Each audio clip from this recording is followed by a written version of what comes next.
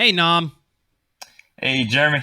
So, I remember this movie you picked. That is Bedazzled, but not the old one. We're talking about your Brendan Fraser edition. This Yeah, is the one I know. I never even saw the old one. It makes me want to watch the old one. me neither. But I ran into this movie by accident on TV. But I want to hear your story, how you ran into this, and why did you pick this movie? So, Bedazzled. I ran into this movie because it was Brendan Fraser. I liked Brendan Fraser, and I still do. I kind of feel bad for his career because he seems to kind of fallen off. His the Mummy movies. I followed him with that. Mm-hmm. I really liked Blast from the Past, which isn't a choice of mine right now, but will be in the future. Well, I chose it because I thought it was one of those underrated comedies, in my opinion.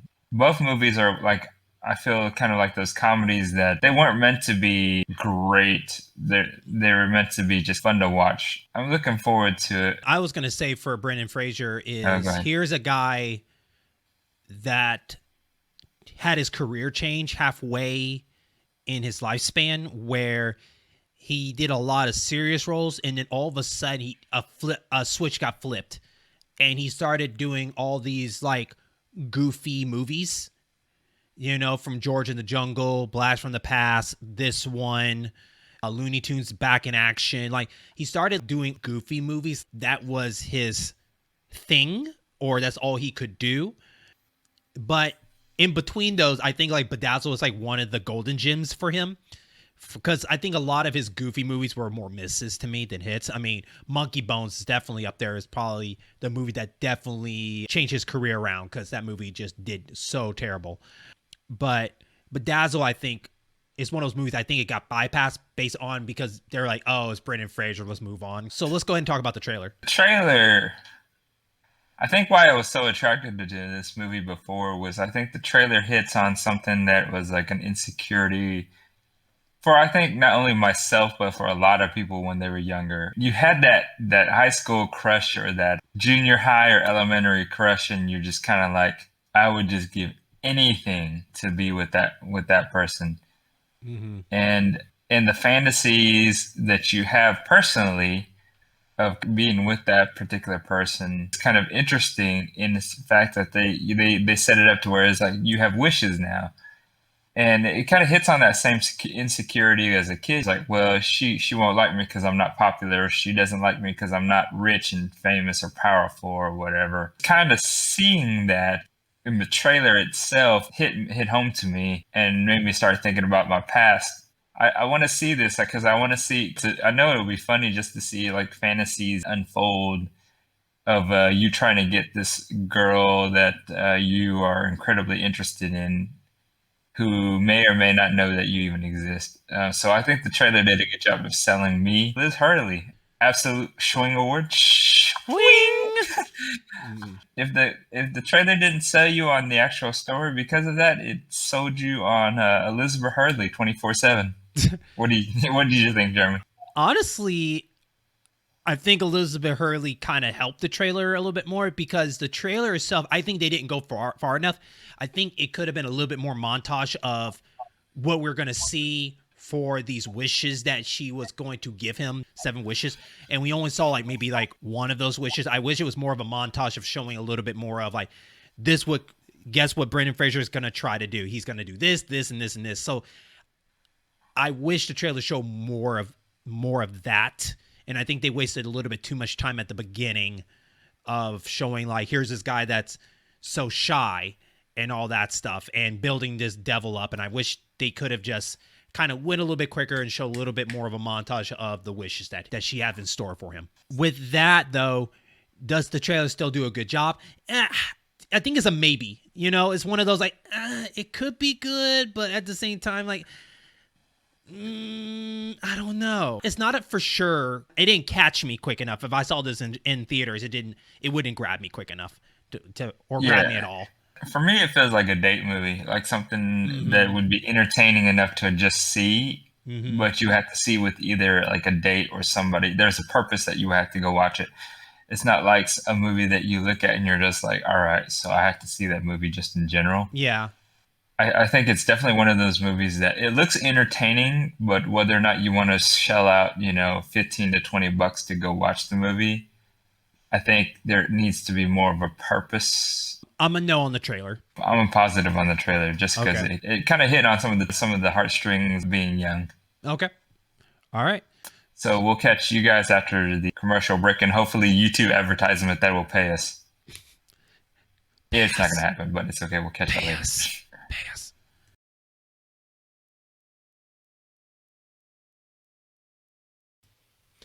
And welcome back to our conversation, the remake of the 1967 Bedazzled film as Nom's 2000 pick, starring Brendan Fraser and Elizabeth Hurley. Before getting into the meat of the movie and conversation, like, Nom, would you be so kindly to let our audience know how well this movie did and what other fun knowledge you can tell us? Yeah, sure. So Bedazzled is a PG-13 movie from 2000. This movie released October 20th, 2000.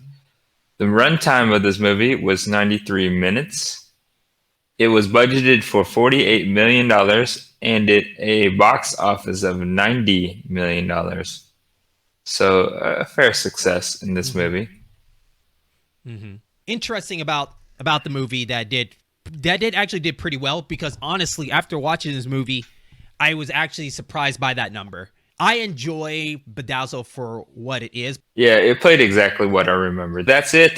Thank you for listening. You guys can catch us on Program End at Podbean. And Thank you. No, so since it's your pick, I do have a couple questions to ask you personally. Were you satisfied of the wishes that were in the film, or did you wish there was more variety in the wishes that were granted? I'll answer your question. Wait for you to hear your answer on that one. But that was also kind of one of my questions to you. Okay. I was fine with the actual wishes, though I probably would have ordered a Wendy's triple stacker with extra cheese, extra onions, extra mayo, and large shake,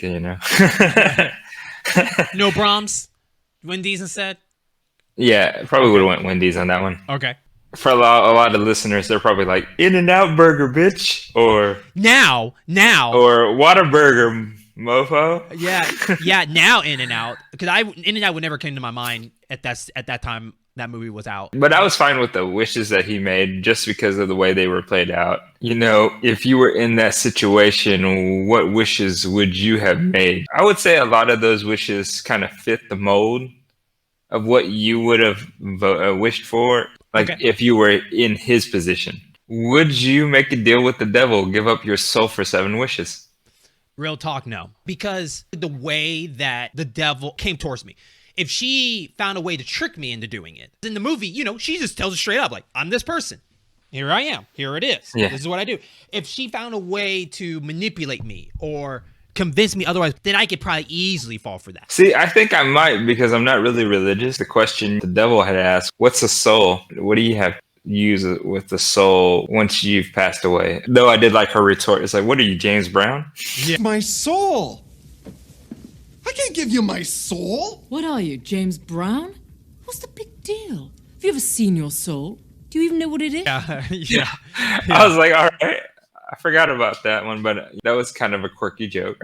I'll give you that. Brendan Fraser did a good job playing the role of Elliot. He did play this awkward kind of person. I think everybody knows someone like that personally in some way. He used to be my roommate. Yeah, but me personally, I asked myself, like, have I ever been at that level in my life? I would do anything to just get with this woman that I've been staring at for over 4 years at my job.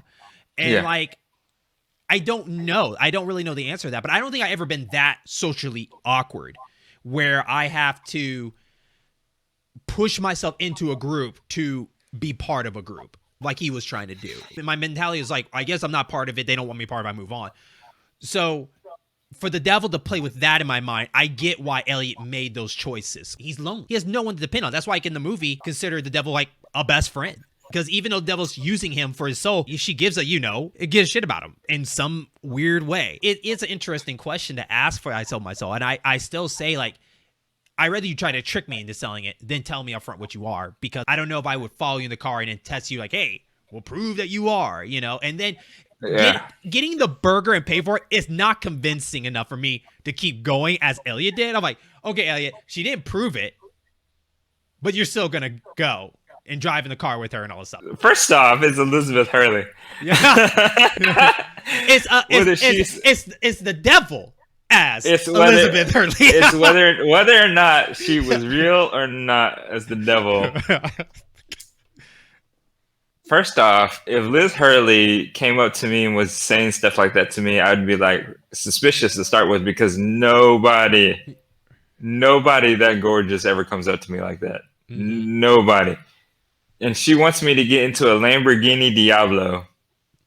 Jeremy, let me ask you something. Real talk. How many Lamborghini Diablos have you ridden in? I have never been in a Lamborghini in my life. Have you seen one? I've seen them. Besides on TV?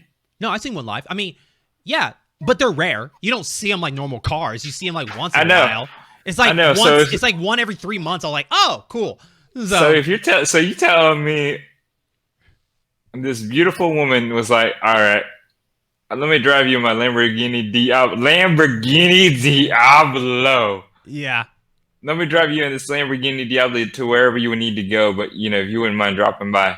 First off, I'd be like, oh, crap, I'm going to lose a kidney. To me, though, she gives me street cred if she was walking with me. That's why I have a lot of beautiful friends that are also women. They give me street cred, guys. I have no offense at all, just defense. This is why I'm single. Right. I mean, be honest with me. Someone that's beautiful as she is, who says she's the devil, whether you believe her or not, has a Lamborghini Diablo, is like, hey, I'll give you a ride. You gonna tell me you say no? You can tell me you said no. Come on, man. I have to have the mentality of back in that time, right? Now, I can tell you right now, no, because we're having the conversation. So if I was back at that time as Elliot, I probably would go. I don't know what would happen next, but I'd probably go. And I tell you what, I don't know if it goes right to a deal to me. I think it would go somewhere else. I don't know why, but go on. So the answer is yes, no. You would try to make it go somewhere else. Yes, Nom, I would get into the Diablo. Is that what you want to hear? Is that what you want to hear? Yeah, that's what I want to hear. Because I want you guys all who is listening to this podcast and watching this video right now, you a damn liar if you said no. Damn liar if you said no. I'm just saying. To kind of go back to what you were saying, I think of myself kind of like Elliot in a way that I don't know if I've ever pushed myself or was as socially awkward, but I can see myself being socially awkward. Okay. And in that kind of situation and feeling pretty down on myself. Because, I mean, I was like the fat little Asian kid, back in the day. And I still am. I'm not so much as fat as I was before. But we get it. You're not the kid from Up. Just kidding. I feel that's why this movie kind of hit a little bit closer to home to me.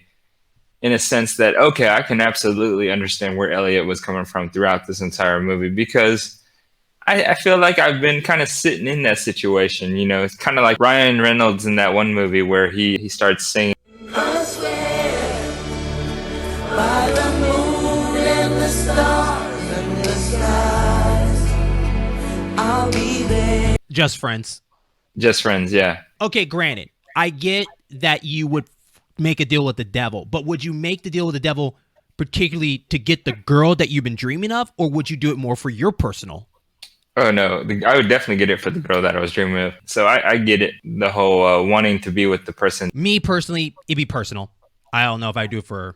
Oh really? So you never had a huge crush on a girl that you kind of? I have, but it'd be more of some of the wishes Elliot did, where like, let me do me and let her come to me. Let me be so cool and awesome that I'll use that to get her, not make a wish to make her do something. Kind of what you said, though. I think there's going to be some sort of personal wishes that we make that you still want to get the girl, but you still want to be BA as something. Was a little disappointed on the overall wishes that Elliot made. Have the writing be a little bit clever for Elliot to wish something that would be interesting to see if he can outsmart the devil. I guess that's what I really wanted. I wanted him to kind of learn from his mistakes and have a wish that he feels he's outsmarting the devil for just a second, and it didn't work. I think there was one wish he had that felt like he was trying to outsmart the devil, but unfortunately, it really didn't kind of turn out that way. Okay. I guess I want to say is I feel like the beginning of the wishes were more exciting than the later half of the wishes overall. Yes. No, you're not wrong about that one. I do agree with that. Yeah, because there was a couple wishes that were just they were more like, what's the point of having this wish? Some of these wishes were just quick and move on to the next thing. So out of the wishes that he had made, what were some of the wishes you felt that you personally wouldn't have made? The number one wish out of all of this I wouldn't pick is the sensitive emotion one. Okay. I wouldn't pick that one. And even if you and the devil break into Carol's room and and that's then the like thing, a though. diary. See, here's the thing about this. This is the tough conversation to have. Everybody's this person where you can talk what you say, but you don't know what you're really going to do in the moment, right? I was like, this is what it is. Yeah. So, yes, I'm probably dumb enough to do this. Be sensitive to try it out. I probably 100% go for it because in the moment I'm reading this and it goes. But I guess now looking at it, it's more like it's now you're saying it. I guess I'm going like, I wish I wouldn't do that wish. I guess that's really more of what it is. Yeah, So don't get me wrong, because I'm with you 100%. Because I don't think myself I would sit there and be like super sensitive in that aspect because I already kind of consider myself sensitive as it is. Okay. Someone has a very clear understanding of his emotions, though. It is kind of hard because I imagine myself back then if I were in that situation, if I could find a way to somehow know what the girl that I want wants out of a person, and that's who I should be, is that person that she wants. I think I would try to be that instead of being myself, But see, here's where the devil's in the details, right? Because the devil does a good job of spinning stuff around without Elliot really knowing. Yes, they read the diary. But Elliot didn't know what it said. She could have made that whole thing up to get him to just make a wish to be emotional. Just to make him waste a wish. Yeah, I was going to say, which, by the way, greatest line of all time is like, I don't know the name of that guy or his friends, but they banged me like a Salvation drum. Last night was the most incredible night of my life. I never did find out any of the guys' names, but I brought them back here, and all 5 of them banged me like a Salvation Army drum. I think I about died. I still use that line. So I guess that's what's interesting. It felt like that the devil was doing manipulation to him and getting him to go towards that direction more to him to think. And I actually sat down and wrote the notes like, why would he make these random wishes? And in my notes, I wrote that maybe the devil is trying to get him to just hurry up and think of the next thing so quick that he doesn't have time to think. Because the more he has time to think, the more time he has to think, the more that he can get concrete what he wants in his wish. And she wants him to just say what you need. I'm just going to fill out all the things you didn't say and make that something you regret doing. I also question, Ellie doesn't have a time limit, so why does he take his time? And then later on, she mentions like, hey, you don't have that much time. I'm like, I don't remember having a time limit. But then again, we have the contract. Too big for us to look at. So I say the sensitive is half and half. Like, I would do it, but once again, she fooled me into making that wish because I didn't personally see the book. I will tell you one of the ones that I definitely wouldn't have made was being president of the United States. Hands down. That was second on my list. Yes. Yeah, it was like there is no way that I would have made that one personally. Mm-hmm. I've never dreamt be that kind of person to run the United States because I just don't want to deal with that. That's so much for someone to deal with. And I give props to anybody that's been president before just to go in and deal with that. Because, you have to listen to a lot of smart people, but you also have to listen to a lot of dumb people too as well. That's such a weird wish, the way they set that up, right? Because you had Elliot talking about, I want to help the world. I want to do all this stuff. And it's like, okay, so you want to be like an environmentalist or something like that. And then boom, he goes president. I'm like, didn't see that going that way. So, okay. Definitely him becoming Abraham Lincoln. And that was a waste of time for me. That could have been used for something else. But what are some wishes that he didn't do that you would have done? So we're talking about what I want, but he wouldn't do? Yeah. And not off the list, right, of the movie. We're just talking about off the top of the head? Just off the cuff. Oh, that's really interesting because, like, I did sit there and think about it for a while. And some of the stuff he said on this list, I would do. I freaking hate some of the outcome of it, but funny enough. But I would say the younger me would have done the basketball player thing. I automatically, without this paper, if they didn't say this, it would. Because I was a big fan of basketball. I wanted to be like Michael Jordan and all that stuff. I think everybody at one point wanted to do that. Be something good at sports. Me, personally, I probably the greatest actor ever. Okay. At one point. Not like the greatest singer dancer? No, that came later, right? Okay. And dancer, now that you think about it, like being a dancer so long, I realize, like, man, that is tiresome.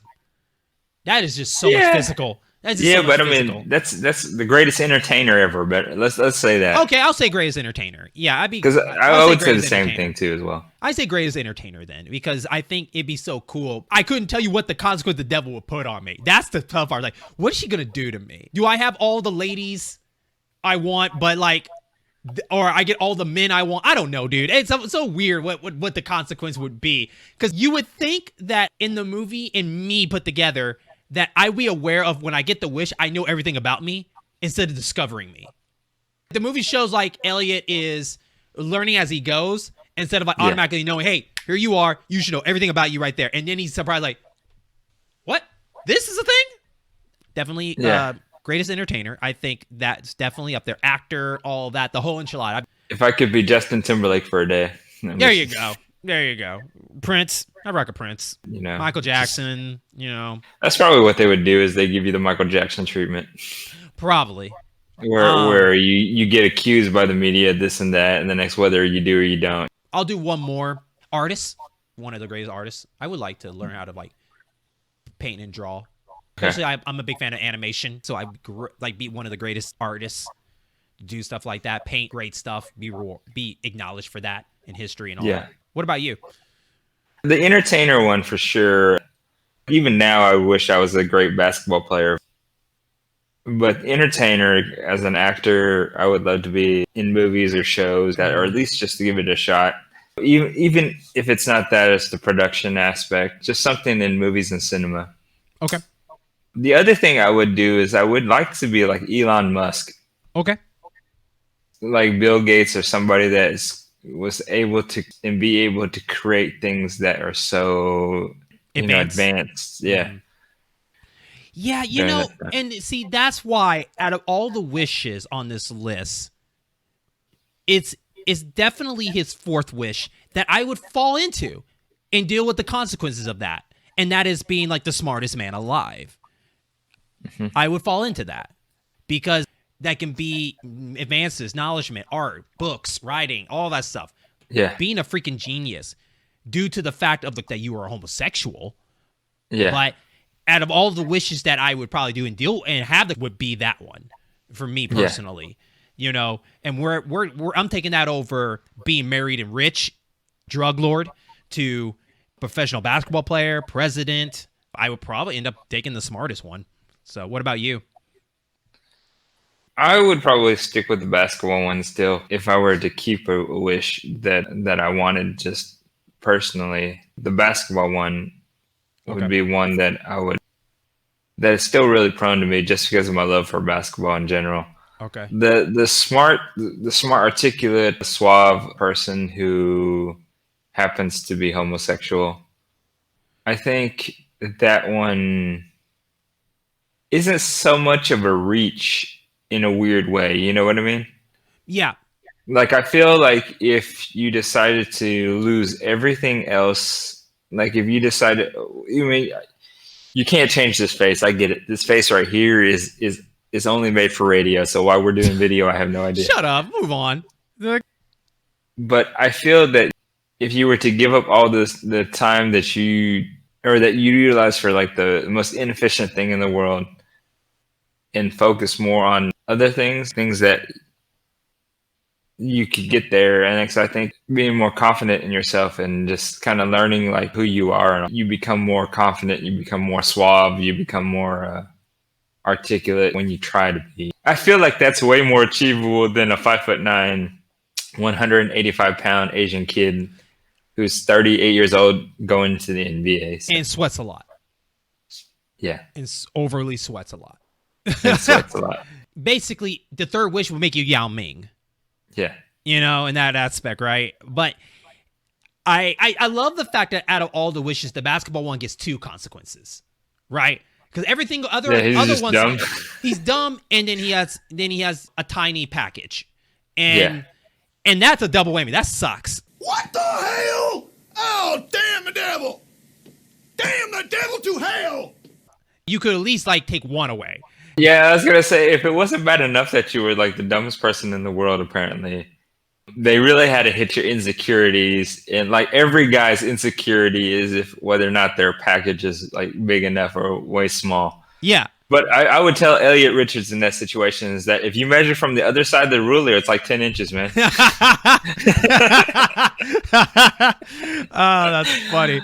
You know, I always wonder, like, were they making fun of Dennis Rodman when they did that wish? You know, Well, when they initially did that wish, because you know they were just like, I'm thinking Dennis Rodman, he's all like cross-dressed and all that stuff, but yeah. I don't think they were necessarily making fun of Dennis Rodman. I think they just kind of took.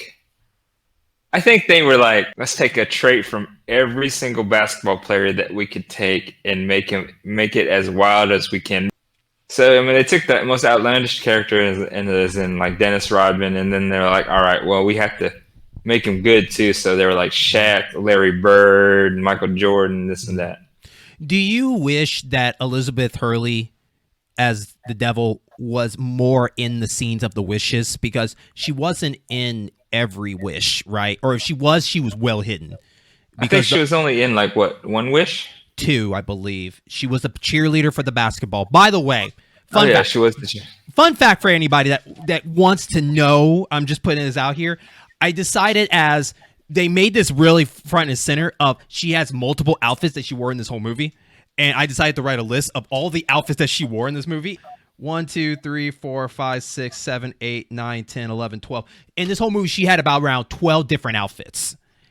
Now, back to what you were saying, she was a cheerleader for the basketball. She was on the beach, on the sensitive one, on the beach. in the bikini. Yeah. And that's the only 2 I can remember. Yes, those are the only. Well, I guess technically speaking, in the first wish she was there the entire time for the first wish, but we don't.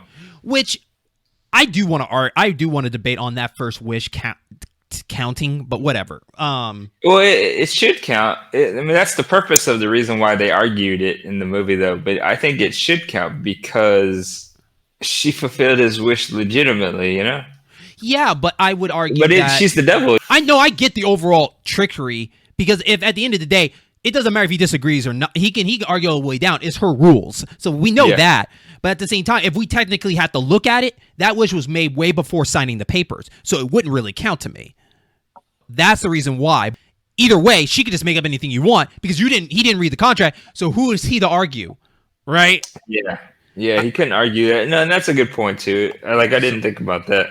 Yeah, that is a good point that they technically made the wish before she had him hooked on signing the contract. But it was a good way of pushing him over the edge. There you go. There you go. But it wouldn't have been a Big Mac with a Coke. Back to my question: do you wish she was in every wish in some shape or form? No, actually, I don't. And the reason why I feel this way, and I can't express enough how much Elizabeth Hurley is a beautiful woman. She did great overall in this film. Like I think she helped carry the movie. Absolutely gorgeous. Mm-hmm. But I think she would take away from the scenes. Okay. In the wishes. Because the focus is on Allison's character, and Elliot trying to get to Allison's character, and I think if the devil was more involved, okay, so let me rephrase it. I think it would take away from her. Let me rephrase it. It wasn't meant to be more involved. It's just her in some shape or form in the wish. Like, well, that's what I mean. Like, I think it would be distracting. Well, what about the cheerleader scene? Like, she just had a second, she cheered, and that's it. They cut, and it was right to the next scene. She was no longer in the rest of it. That was like, if you really want to know what I truly thought about that was, I thought that was a gratuitous way of putting Elizabeth Hurley in a cheerleading outfit. Which you are not complaining. No, I'm not. No, I'm not. Come on, no, you knew this at the very beginning of this movie that she was going to wear a lot of crazy outfits. So they went ahead and just pushed it all the way through it. Yeah, because I'm gonna say, as a fanboy, as a little fanboy, a little young version of myself, 16-year-old version of myself. This is 2000, so it'd be 18. So a little 18, 17-year-old version of myself, I would have been like, we show a basketball thing without Elizabeth Hurley in a cheerleading outfit? What the hell, man? Okay. I think that was just a gratuitous way of showing her, like the beach is a gratuitous way of showing her in a bikini. I would disagree that I would like her in some shape or form. I mean, she came up with this vision for him. It'd be interesting just to see what she would do in that area. More of let's just keep an eye on him to see what does. And like I said, to your point of view, you think they're using it as more her just seeing her in like skimpy outfits or stuff like that. Me, I would just like to just see her just kind of just show the viewers like she's still in control of everything in that sort of way. And it's more of like Easter egg, like where Waldo, like where is she in this scene? And you know what? I bet if I watch the movie again, maybe she is in every scene. It's just so quick. Like this is like the smartest man. She could have been at that dinner party, but I wasn't looking for her though. You know what I mean? Yeah. So I honestly would love to have her in each one, just for the fun fact of like what else. She already, like I said, she had 12 different outfits in the whole movie. Might as well just keep going. By the way, the police outfit is amazing. I think it'd be more fun for that way because it's them two together this whole movie. So just kind of do that in that kind of aspect. So yeah, that part you kind of wish to see a little bit more chemistry between the two of those two. Between the two, I still think it would be a little bit more distracting if that was the case. It would be interesting if they like put her in makeup and dressed her up as somebody else in every one of his wishes. But I get where you're going with it. I noticed that one of the wishes that we didn't talk about definitely is the married rich. Would you the first wish? Yeah, basically. Would you? Or the second one. Would you any of your repertoire wishes that you want to do? Would you ask for rich and fame like that? I know you said entertainer. I think that kind of suits the entertainment aspect because you and I wish to be entertainers, but in a sense, I think we're a little bit more specific on that. I think younger me would say so, yeah, to be rich and famous. Okay. Or not rich and famous, but rich and powerful. Yeah, that's what he said, rich and powerful. Yeah, rich and powerful. And that's why I guess it's different because entertainer is not powerful in this kind of category. In some aspects, yeah. They're not powerful like this. Yeah, I honestly thought that it was going to be him being like a dictator or something when he says powerful, like a dictator or somebody like owning a country or an island or something like that, where that works. I didn't see him being a drug lord and whatnot. Yeah. It's funny. I might have asked for, rich but not powerful because I feel like if you're rich, you're already powerful enough. You can use money to get power. At least that's what you hope for, right? Right.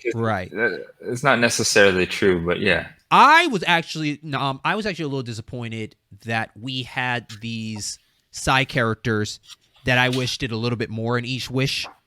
Like Orlando Jones was in this, and I guess I maybe wish there was a little bit more for what he was doing. His three buddies. It's funny, right? This shows that Elliot really considered those three his closest friends, right? The fact that they're in every wish, that those are the only friends he could think of.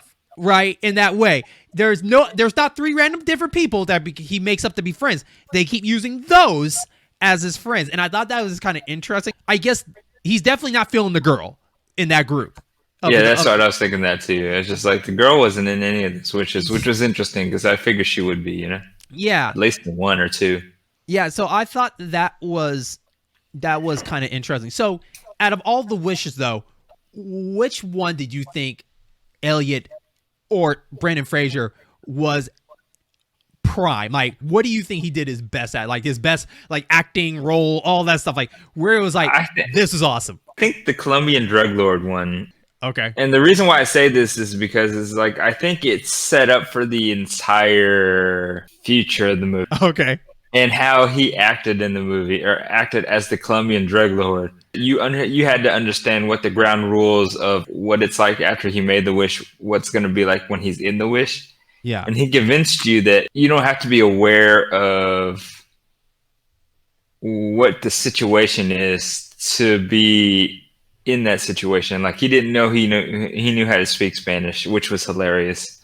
Mm-hmm. Says, no habla español. Yeah. Un momento. Yeah. Un momento. Estoy hablando español. ¿Qué diablos? Realmente estoy hablando español. Yeah. Next, him getting jealous thing with his wife, and then trying to convince his wife. Then just like that's where his goofiness came out on of how jealous he was of Raul. Yeah. And just all this other stuff that he did with the mustache, ripping the mustache off, Mm. and like just being as awkward, his awkward self, still being the rich and powerful dude as well. Because like the part where he was just like, "Tell me what you've learned from Raul and what English you've learned. What's your progression?" She says some really bad English. I am used to visiting in the Los Angeles for the time of vacation. Some horrible English. Oh, that's such good progress that you made in 6 months with Raul. Muy bien, excelente, cariño. Todo eso después de solo 6 meses de lesiones. Con Raul. Yeah. And then there's that part where he was telling her that she should love him, and she went off on him on the whole how disgusting he is. And he was just like, I only asked for a reason. Yeah. I didn't need you to go down this whole list. And then him finding out that he was a Colombian drug lord, that one of the funnier parts that I thought. Okay. Where he was just like, "What is this, flour?" Then he tastes this, is like, "It's cocaína."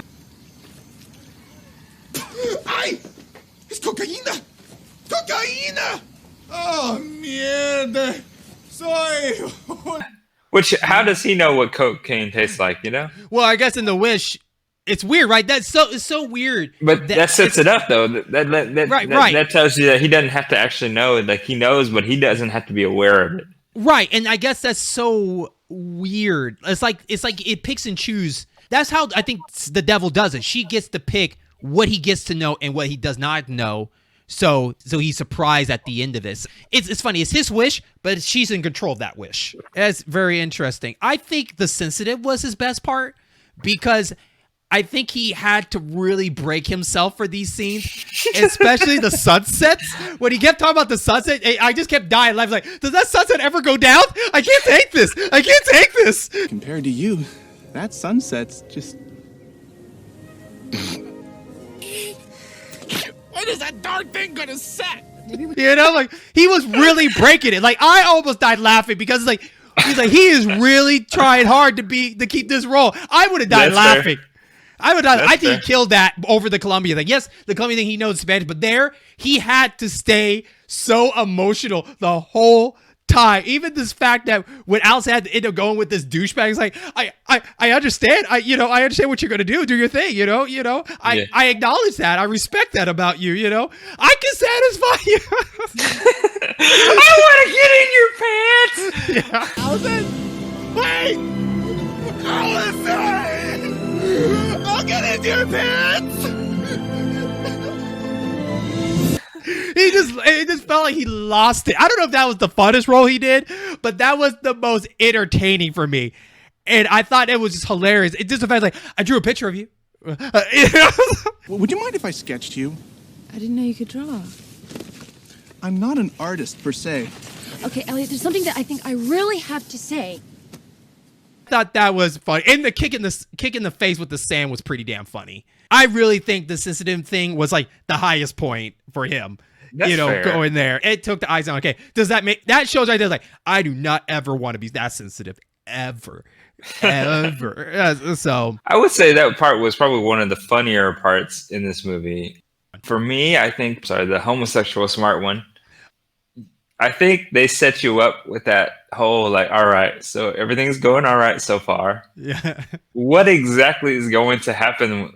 When's the ball going to drop? And when it dropped, I mean, it drops. Yeah, it did. Yeah, because like they did the whole screeching. Yeah. Like, it's just like, Yeah. What the hell is going on, Mary? Who are you?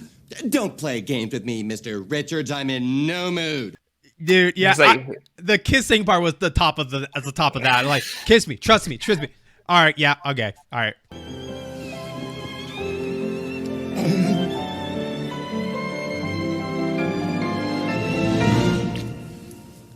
I'm gay.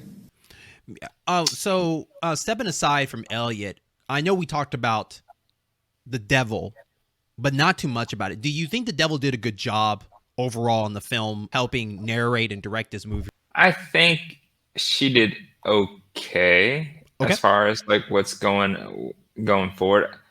Don't get me wrong. I think all of the characters in this movie did well for what they were given. Mm-hmm. And There's only one thing in this movie that I didn't like. I call BS on it. If I could randomly just run into a doppelganger of the person that I like and have a happy ending, then that would be awesome. But that it will never happen. And it's BS that he just happens to run into someone that kind of reminds him of Alice look-wise. And then I 100% agree with that. And I find it BS that you, Elliot Richards, could find somebody like that just randomly. When I spent 38 years trying to find somebody like that, man. 38 years. I think the devil did a good job narrating and directing where the next scene goes into, because I think some of the dull parts that I didn't like, I think she helped pick up the slack on, particularly like as like the president and the smartest man and all that kind of stuff. I think she did a good job of, not trying to go into theories or anything like that, but I believe that also in the theory of all the wishes, you slowly see him changing his personality as he goes, because here he was this nervous person. Next wish, he was a little bit more confident. You didn't get that nerdy feel anymore. And then at the very end, he just became not a douchebag, but more of like, you know what? He stood up for himself. I'm going to be okay kind of feel like, you know what? I'm going to be okay. Yeah. That's what I was talking about, the insecurities and the underlying message in this movie is that you can try to be somebody else thinking that it will impress somebody. But the truth of the matter is all you have to do is be yourself. People will like you for it. And then hopefully you'll meet somebody who will like you for who you are. I will say this movie actually went by really quick for me. Like once the wish started going, the movie started really picking up steam. And before you know it, almost comes to the end. Let's get on to our award ceremony. Devil's in the details. So, Elizabeth Hurley definitely needs some shout out. And she had a lot of outfits. But what about her moments? What is her top moments? So the first nominee one is her in a police outfit that was giving random tickets and caused a giant collision of cars. Okay. Second one, she was inside Allison's house and read the journal to help Elliot, figure out what the next wish he does. Sorry. And then the last one, when she was in I guess I would say a high school, miseducating the boys, but like, not doing homework, all this stuff. So those are my three. I will go with the police outfit one. I'm with the police one too, only because I think that really started showing who she is. Here she is trying to like give him tips. So like, hey, every guy always picks the rich thing. It doesn't really work out. Women don't like guys that are rich and all that stuff. As you see her giving tickets and then causes collision at the end, as she gets like the sentimental moment, and then all the cars collided and stuff. And then the fact she also wore that police outfit again, arresting Elliot and put him in jail, which we could assume whoever that other person that he's cellmates with could have been God. The last topic that we go over is the Rotten Tomato topic, which, let's be honest, Jeremy, we both knew this wasn't going to be any good. Yes. Rotten Tomatoes gave this critically, out of 115 reviews, critics gave it a 50%. The audience, out of 250,000 reviews, gave it a 42%. So the critics actually gave this movie a higher rating than the audience. Mm-hmm. I just want you guys to know, audience members,